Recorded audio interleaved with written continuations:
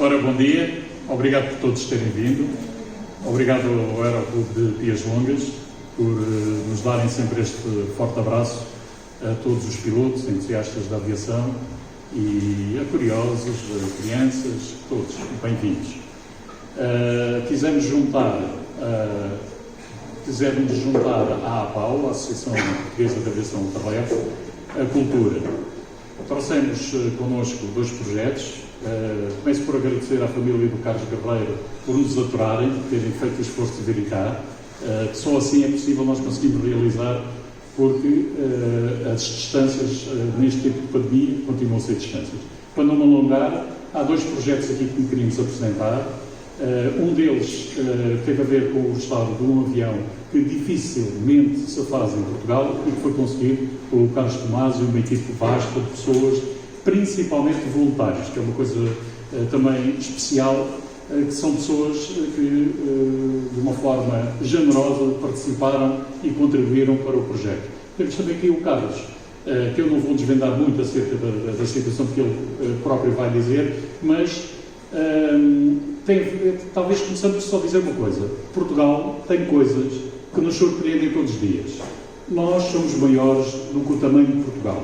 Nós somos grandes. E cada vez que mexemos em alguma coisa na história em Portugal, vamos descobrir sempre coisas extraordinárias. E, portanto, temos que aproveitar as pessoas, o know-how das pessoas, o conhecimento e dar um obrigado a todos. Muito obrigado.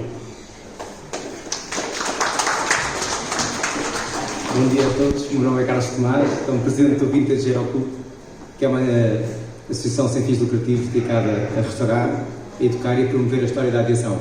E uma das coisas que nós fazemos para promover essa história é criar estas Dakota Talks. São estas conversas, agora a voltar ao cenário presencial, em que partilhamos um bocadinho da nossa história, muitas vezes é só esquecida e que tem necessidade de ser partilhada. Ela vai estar, além de estar a ser online agora, em direto para o site da ALPA.pt, do qual também agradecemos a parceria, junto com a APAU e também com o apoio da Fidelidade Lojas dos Olivais. Tentaremos trazer isto muito mais próximo do maior número possível de pessoas para partilhar esta história que nós temos tanto para dar. Vou-vos dizer também que qualquer um de nós pode ajudar no Vintage Aeroclube, indo ao site vintageaeroclube.org, ao Facebook, Instagram, todas as plataformas sociais, e podem ser voluntários à distância ou até trabalhar alguns projetos de restauro. O Carlos vai falar da apresentação dele, A Terra em Portugal, silêncio, porque ele sabe tudo do assunto. Bom almoço para todos. O projeto A Terra em Portugal começou por ser uma reportagem, eu na altura vivia em Faro, começou por ser uma reportagem num jornal local onde eu trabalhava na altura, eu sou jornalista, e depois, de facto, a coisa cresceu, transformou-se primeiro num livro, que é a capa que estão a ver aqui, e mais tarde, hoje, é um pouco mais do que isso, é um conjunto de sites, um conjunto de blogs, onde as pessoas que têm algum interesse por estas coisas se vão encontrando. Mas vamos começar por falar como é que começou esta história do A Terra em Portugal. Eu, como já disse, vivia em Faro e quando tinha cerca de 20 anos, portanto, por volta do ano... A partir de 1990, 1995, comecei a perceber que tinham, no Algarve, que era na altura o sítio onde vivia, tinham aterrado e caído vários aviões da Segunda Guerra Mundial. Havia notícias nos jornais e algumas das pessoas mais velhas com quem eu ia falando também se lembravam de um avião aqui, tinham visto um piloto ali, e a partir de certa altura disseram que possivelmente onde eu poderia obter informação sobre isso também poderia ser nas fichas dos bombeiros, até porque os bombeiros de facto tinham estas fichinhas. E quando eu comecei a investigar estas fichas, tropecei nesta história, nesta ficha que está aqui, basicamente conta a história de um bombardeiro americano que se despenhou em frente à cidade, no mar, e que teve depois como protagonistas 3 pescadores que realizaram o salvamento. Isto aconteceu numa noite de 30 de novembro de 1943. O avião tinha como base o norte da África e estavam a utilizar pela primeira vez um sistema de orientação, por assim dizer, um sistema de orientação rádio. O que não sabiam no norte da África, e não sabiam os americanos no norte da África naquela altura, é que os espanhóis em Sevilha também estavam a utilizar um sistema semelhante para orientar os seus próprios aviões, e a partir de certa altura o aparelho apanhou esse sinal. Como era de noite, não fizeram acreditar nas bússolas e nos outros equipamentos, e acabaram por descobrir que de repente estavam numa costa que não conheciam e que era a costa do Algarve. Eles fizeram várias passagens. A partir de certa altura o piloto achou que tinha visto uma praia e tenta aterrar. A coisa não correu bem, portanto ele tirou as rodas, pensava ele que ia aterrar numa zona de areia. A verdade é que acabou por aterrar no mar, o avião partiu-se. Dos 11 tripulantes, 5 nunca apareceram, e os outros 6 acabaram por ser salvos nesta pequena embarcação por 3 pescadores, o Jaime Nunes, o Manuel Mascarenhas e o José Mascarenhas. E eu, a certa altura, tive a sorte de me encontrar com o Jaime Nunes, que falava nesta história repetidamente, não é? Já na altura bastante idoso, e transformei isto um bocadinho num projeto pessoal que era, eu gostava de perceber quem é que estava do outro lado. E comecei a pesquisa, acabei por contar, na altura a internet era uma novidade, mas acabei por ter a ajuda de veteranos americanos da Segunda Guerra Mundial que me ajudaram a procurar tudo isto, e os resultados foram surgir. Estes são 4 dos 6 tripulantes que foram salvos. Portanto, são, supostamente vou tentar aqui os nomes deles, estão aqui, que é o Lyle Van Hook, o Richard Trump, que é o piloto, o Eden e o Julian Pierce. Portanto, isto são 4 dos tripulantes, os outros 2 ficaram gravemente feridos. Aliás, há um deles que no final até vai ter, uma das pernas vai ser amputada. E com a ajuda de veteranos, consegui descobrir que afinal não se tratava de um B-24, mas sim da versão da Marinha Americana do B-24, e alguém me enviou este relatório, que é o relatório oficial do incidente, com os nomes dos tripulantes todos aqui, que estão ligeiramente diferentes dos nomes que estão nas fichas, porque pronto, o inglês na altura não era propriamente uma língua que se falasse muito. Comecei a enviar cartas à procura, para todas as pessoas que tinham o mesmo nome, comecei a enviar cartas. E a certa altura respondeu-me o Lyle Van Hook a dizer que ele era de facto um dos tripulantes. Nós acabámos por conseguir que a história dele coincidisse com a história do pescador, porque ele no início tinha alguma desconfiança que fosse a mesma história, mas conseguimos de facto fazer isso. E depois, sem eu saber, ele acabou por escrever para o embaixador americano, e o Jaime Nunes acabou por receber uma placa de agradecimento da própria Marinha norte-americana, que a família ainda hoje tem. E um pouco mais tarde o próprio aparelho também foi descoberto no fundo do mar, está a cerca de 20 metros, e durante muito tempo fizeram-se mergulhos naquele local. Fizeram-se mergulhos naquele local. Hoje em dia ainda se fazem lá mergulhos, mas durante muito tempo aquilo foi uma empresa que fazia lá mesmo mergulhos. Toda a estrutura das asas ainda se encontra lá no fundo e consegue-se perceber perfeitamente que é um avião. Aliás, como se pode ver aqui por esta imagem, é uma das hélices que está lá. A partir daqui percebi que, para além do Algarve, começavam a surgir também outros aviões um pouco por todo o país. Eu, quando cheguei ao fim, tinha são mais de 120 ou 130 aviões que de alguma maneira aterraram cá.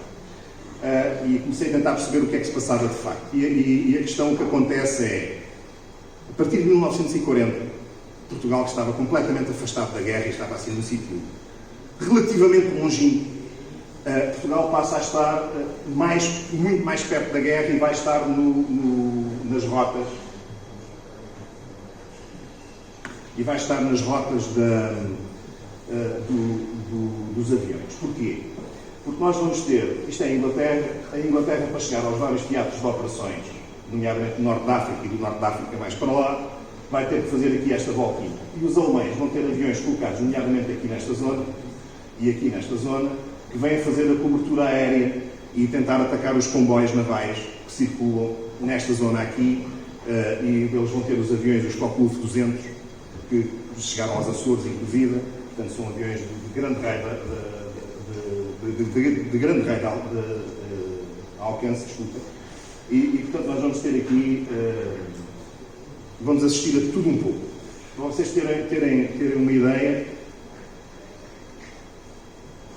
este é um mapa oficial dos arquivos ingleses, onde vocês podem ver as rotas que eram programadas para alguns dos voos. Isto era a rota oficial. Muitos aviões não tinham capacidade de fazer esta rota ao largo da costa portuguesa e, portanto, tinham ordens para, a partir de Lisboa, cruzarem diretamente para Gibraltar. E por isso é que vamos ter um grande número de aviões por todo o país, especialmente no sul do país, porque a partir de certa altura eles começam, de facto, a virar para aqui. E por isso vamos ter aqui aviões um pouco por toda a parte. Este caiu em Alfândega da Fé, é um dos primeiros aviões que chega cá. Os primeiros aviões que chegam não estão ainda nesta rota. Os primeiros 3 aviões que chegam são com aviadores franceses e belgas que estão a fugir de França. Portanto, em 1940, quando há a invasão, eles pegam em pequenos, não são aviões de combate, mas são aviões pertencentes às forças militares e acabam por fugir para Portugal, com o objetivo uns de chegar à Inglaterra, outros etc. Mas depois vamos ter, ao longo da Segunda Guerra Mundial, todo o tipo de situações que aconteceram aqui, que vão acontecer nos nossos céus.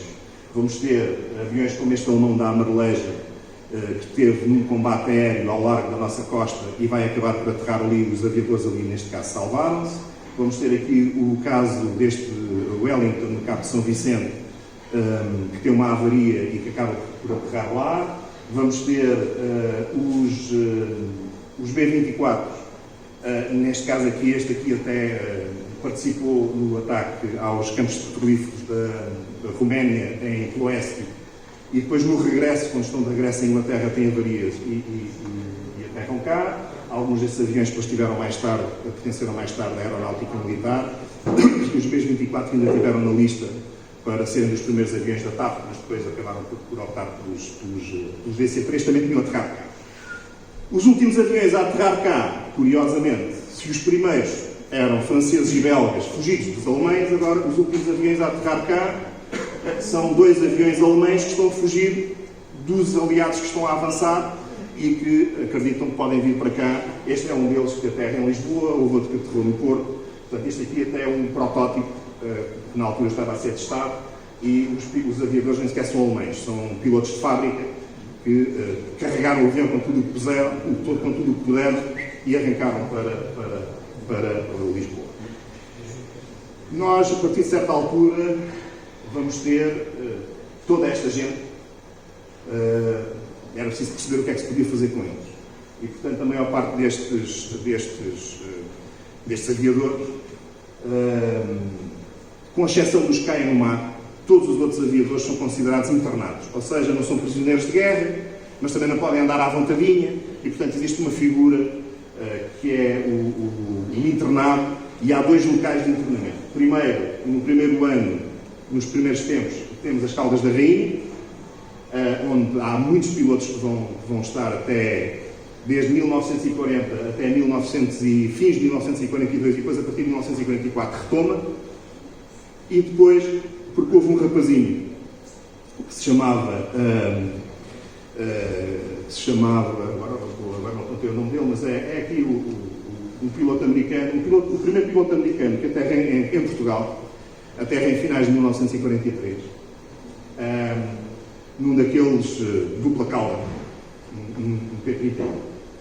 Ele aterra porque, durante o caminho, um dos depósitos de combustível extra soltou-se, ele não tem combustível para chegar a Gibraltar, e, portanto, recebe ordens para ser desviado para Lisboa. Ele desvia-se para Lisboa, quando chega a Lisboa, aterra no aeroporto, estão aviões da Lufthansa com os símbolos nazis, ele não acha muita piada aquilo.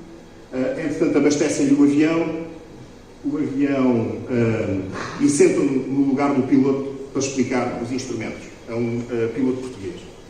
O avião está pronto para arrancar, ele está só a explicar, o avião está rodeado de gente, portanto ele não tem nenhuma possibilidade de arrancar, mas de repente aparece um outro avião igual, na outra ponta do aeroporto, e toda a gente, na altura ainda não havia muralhas nem nada, portanto as pessoas entravam no aeroporto à vontade e iam ver as coisas, e quando o outro avião aterra do outro lado, as pessoas arrancam a correr para ir ver o outro avião, e ele não está com as medidas, ligou o avião, o piloto português caiu da asa, quase que se ia matando, e arrancou e foi-se embora. Isto criou um grave problema diplomático. Ele teve praticamente, quase que o obrigaram a voltar, mas ele não voltou. Por causa desta situação, o local de internamento passa das Caldas da Rainha para Elvas, com o objetivo de eles ficarem o mais longe possível de aeroportos e de tudo o que fosse vias de acesso, porque assim, para a Espanha ninguém ia, porque toda a gente sabia que o Franco era mais amigo dos alemães do que dos ingleses, e portanto eles acabam por ir para Elvas, e Elvas vai coincidir com os finais de 1942, 1943, que é quando há a invasão do Norte da África e quando nós vamos ter dezenas, centenas de aviões a cruzar os nossos céus, e dessas centenas de aviões que vão cruzar os nossos céus em direção ao Norte da África, vão aterrar por cá bastantes. Vai aterrar uma esquadrilha inteira de P-38, por exemplo, em Lisboa, e nós vamos ter uma equipa, ou vamos ter uma esquadrilha americana só com esses aviões, que se chamava, de forma interessante, a esquadrilha OK, portanto, a americana, não é? E esta gente acaba por ficar semanas, meses, tanto nas Caldas da Rainha como em Elvas. Alguns vão entrar em contacto com portugueses, há histórias muito interessantes, alguns estão no livro, outras não. Nós fomos descobrindo isso. Eu fui descobrindo essas histórias, alguns, consegui encontrar alguns portugueses. Mas durante esta escrita deste livro, enquanto ia escrevendo estas histórias, fui encontrando pessoas muito interessantes e com histórias de facto fantásticas. Uma delas é aqui o Donald Howell, que ele vinha num avião de Inglaterra que foi atacado sobre a Baía da Biscaia, ficou com menos um motor e depois eles conseguiram cruzar aqui o nosso céu, aproveitando um bocado as ascendentes, não é? Assim que se chama. Mas a partir ali de Lisboa, acabam-se essas coisas e ele acabou por ter que aterrar de forma forçada em Grândola. Eu conheci-o através de um anúncio que coloquei na altura numa revista inglesa onde andava à procura de veteranos que tivessem cá estado, e acabámos por nos encontrar a certa altura, no ano 2000. Ele veio cá de férias, ao Algarve, e nós fomos à procura do sítio onde o avião dele tinha caído. O avião tinha, depois de aterrar, tinha pegado fogo, não foram eles que pegaram fogo, mas tinha ardido, e nós ainda conseguimos encontrar peças do avião espalhadas um pouco por toda a parte. Ele levou um saco cheio de alumínio, ponteiros e pronto. Outro caso é o caso da capa do livro. Isto são fotos que me foram enviadas por eles, que tem a ver com um Blenheim que acabou o voo na zona de Serpa, também no sul, e foi muito interessante porque o piloto Peter da Wessel já estava morto, já tinha falecido naquela altura, mas eu consegui encontrar os outros dois tripulantes do avião, nomeadamente o Ivor Self e o Peter da Wessel, que desde que tinham saído de Portugal nunca mais se tinham encontrado. Portanto, eles saíram de Portugal, quando regressaram à Inglaterra foram colocados em esquadrilhas diferentes. O Peter da Wessel era neozelandês, portanto, quando acabou a guerra regressou à Nova Zelândia, e o Ivor Self continuou em Inglaterra, e foi muito engraçado porque de repente eu tinha o e-mail dos dois e andava às vezes a perguntar se eu tinha encontrado mais alguém do avião, e portanto eles depois sei que continuaram a responder-se durante bastante tempo. Um outro indivíduo interessante é o Sr. Tommy Thompson, que é este senhor que está aqui, que me fez o favor, na apresentação do livro, de vir a Portugal, e andou-me a acompanhar nos primeiros dias do lançamento, andou-me a acompanhar, E o Tommy Thompson, ele era piloto também de Blenheim, aterrou na zona de Aveiro. Esta é uma fotografia tirada em Aveiro, portanto com os 3 tripulantes e os outros são todos portugueses que estão ali à volta. E foi uma personalidade também muito interessante, porque uma das coisas que foi muito grato para mim foi que muita desta gente, depois de ser contactada, depois também se empenhava na procura de. E portanto, como eles sabiam, eu tinha a ideia que... e mandavam-me cartões, mandavam-me contactos, mandavam-me tudo e mais alguma coisa. O livro foi lançado depois em 2008 e depois do lançamento do livro também começaram a aparecer histórias. Uma delas é, por exemplo, aqui a história deste senhor que é o João Viegas, ou aliás o José Viegas, que na altura que falou comigo já tinha 90 anos e foi para aí há uns 10 anos atrás, que pertencia a uma unidade militar que andava a recolher os aviões que iam caindo por aí. E então havia uma unidade que ia percorrendo o país nestes caminhõezinhos para os apanhar as peças, os motores, aquelas coisas todas, aqueles que ainda estavam em condições, porque havia muitos que basicamente eram vendidos imediatamente para secar. Outra história também é que a partir de certa altura eu comecei a colocar tudo na net, ao parque das coisas na net, e como colocava em português e em inglês, mesmo que fossem só histórias resumidas, começaram a aparecer novas situações, nomeadamente histórias relacionadas com pessoas que eram filhas, netas, familiares dos aviadores que já tinham caído e também procuravam informações e também me davam informações a mim. Uma das coisas muito interessantes é que eu consegui, esta é o primeiro avião inglês que cai em Portugal, é um Sunderland, portanto, que aterrou na zona de Setúbal.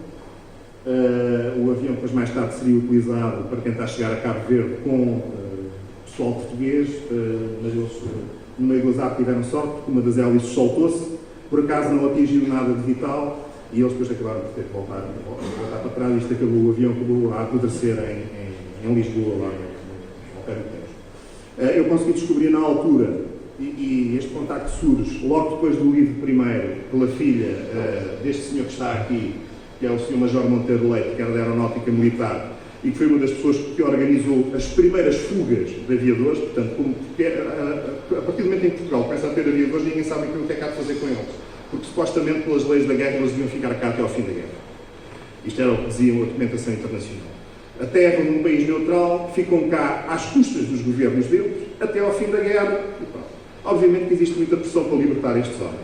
A partir de certa altura, nomeadamente no caso deste avião, há até os serviços secretos que põem a hipótese de levar os gajos para o Algarve secretamente e depois vir um navio de Gibraltar apanhá-los, mas depois a Embaixada não quer ter nada a ver com isso porque tem boas relações com o governo de Salazar e temem que, ao fazer uma coisa destas, isto cria aqui um grande problema, e eles acabam por contactar o Major Monteiro Leite, que tinha feito cursos de aeronáutica em Inglaterra, e que eles sabiam que era um amigo de Inglaterra, e o Sr. Major Monteiro Leite vai montar o primeiro circuito de fuga, que nunca foi um circuito de fuga, todos reconhecem como isto é, digamos, um circuito autorizado, mas para os alemães não vê. Basicamente é isto, porque depois com os alemães vai acontecer a mesma coisa. Eles vão ser autorizados a atravessar a fronteira para a Espanha e, ó que desgraça, fugir. E é mais ou menos isto que vai acontecer. O objetivo de Portugal, a partir de certa altura, é ficar com os aviões. E, portanto, os aviões vão ser uns oferecidos, outros vendidos a metade do preço. Mas com o site, o que é interessante é que se aqui eu tenho a história do Monteiro Leite, depois também começam com o site em inglês, começam a surgir as histórias. Esta já é outra foto que me mandaram na Inglaterra. Começam a surgir as fotos das pessoas que estão do outro lado. E, portanto, neste caso, isto é um filho de um dos aviadores que tinha lá dentro, que mandou também esta foto, apesar de vocês verem que diz aqui América, e que a foto foi, de facto, tirada em Portugal, mas, portanto, isto, as pessoas compravam estas fotografias, e, aliás, este América e outros fotógrafos andaram a vender fotografias dos aviões durante anos e anos e anos, porque há muita gente que as tem.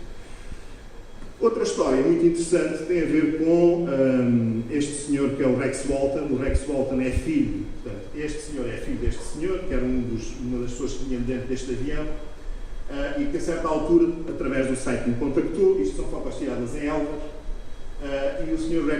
Rex Walton contactou-me porque tinha uma pilha de papéis dos pais que o pai tinha deixado, e foi-me mandando papéis, autorizações de saída que eu traduzia, autorizações de transporte de Elvas para Lisboa, etc. E a partir de certa altura ele envia-me, diz: tenho agora aqui uma coisa, já era para ter enviado, mas estava aqui com alguns problemas, eu vou-lhe enviar uma cópia, gostava que você me dissesse o que é. E eu: está bem. E então mandou-me, e então era esta fotocópia.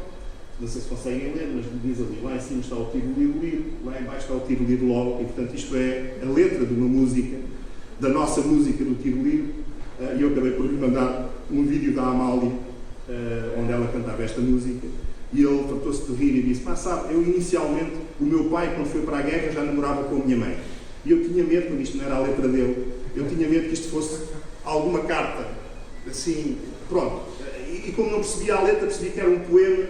Eu estava com algum medo que isto tivesse alguma coisa a ver com alguma paixoneta que ele tivesse arranjado para aí, mas o facto de ser uma música faz todo o sentido, porque o meu pai andou a guerra toda com uma vitrola portátil atrás para ouvir a música, e ele disse-me sempre que se não fosse a música nunca podia chegar ao fim da guerra. E portanto faz sentido que fosse. E são estas pequenas histórias que para mim são muito interessantes e que vão surgir. Mas o Rex Walton era para ter vindo a Portugal no ano passado. Em maio, estava tudo marcado, mas sabem porquê, acabou por nunca vir, mas ele continua a querer vir a Portugal, nomeadamente quer vir estar comigo, e quer ir a Elvas, quer ir ver o sítio onde o avião terá caído, portanto, que é, se não me engano, Setúbal também, e quer ir a Elvas para ver os sítios onde o pai andou. E isto já não é novidade,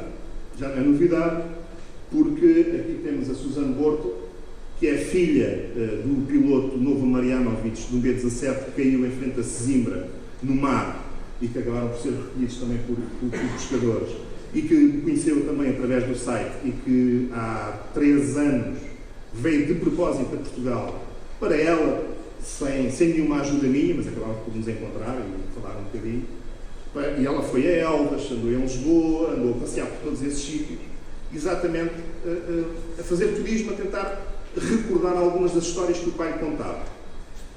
O mesmo aconteceu com estes senhores, que são canadianos e que também há 2 anos também vieram cá, porque o pai deles fazia parte da tripulação do Lancaster, que é este avião, que aterrou numa praia em Vila Chã, também sobreviveram todos. E depois de tomarem conhecimento do site e de um vídeo que, se vocês quiserem, podem procurar, se procurarem Lancaster Vila Chã no YouTube, e garanto-vos que vale a pena ver, que foi feito localmente com a história do avião, resolveram também vir a Portugal, também estiveram em Lisboa, também foram a Vila Chã, e acabaram por ir também a Elvas, e acabaram por estar também em Lisboa. Portanto, nós estamos neste momento aqui com uma pequena mini rota de turismo, de pessoas que andam a tentar redescobrir a história dos pais. E eles foram a Vila Chã também porquê? Foram também a Vila Chã para ver um monumento que foi criado em Vila Chã de propósito para recordar este caso. Aquela pessoa que está ali em cima é o Yan Shan, que é sobrinho de um outro aviador que vinha no avião, e há 3 anos, desculpem lá, eu tenho aqui alguns a data, em 2015, se não me engano, o monumento foi inaugurado e encontra-se lá no sítio onde o avião caiu. E esta coisa de construir memoriais ou monumentos para recordar onde é que os aviões caíram não é uma novidade, porque neste caso aqui em São Brás de Alcotel, muito anos antes, esta pessoa que tem lá uma quinta descobriu um buraco no chão, começou para lá a falar com umas pessoas, as pessoas, isso era do avião que caiu aí e tal, e depois através do site conseguiu perceber qual era o avião, pediu uma autorização, obviamente era o que faltava, e ele acabou por construir lá isto. E agora mesmo só para fechar, mesmo para fechar, esta história continua, mas eu não vos vou chatear muito mais. Só para vos dar uma novidade, é que em princípio, até setembro, graças a este senhor que se chama Michael Peasy, que tem 90 anos e é inglês e que vive em Lagos, e que leu no meu livro a história daqueles pescadores, aquela primeira história que vos contei, lembra-se? Dos pescadores que salvaram os americanos. E então o senhor anda há 12 anos a lutar e finalmente conseguiu que em Faro fosse construído, ou vai ser construído, vai ser montado até setembro, um memorial para recordar o salvamento. E portanto, eu acho que está também já mais preocupado com o jantar, com o almoço, desculpe. Se tiverem perguntas, façam favor, eu da minha parte termino aqui. Se quiserem consultar a maior parte das histórias dos aviões, mesmo que resumidas, estão aqui no site do Portugal 1939-1945.org. Está lá uma área dedicada ao ar, que tem lá estas histórias todas, resumos destas histórias todas. O blog é um bocadinho mais do que isso. Se alguém quiser contactar, também com ali 2 e-mails, faça favor.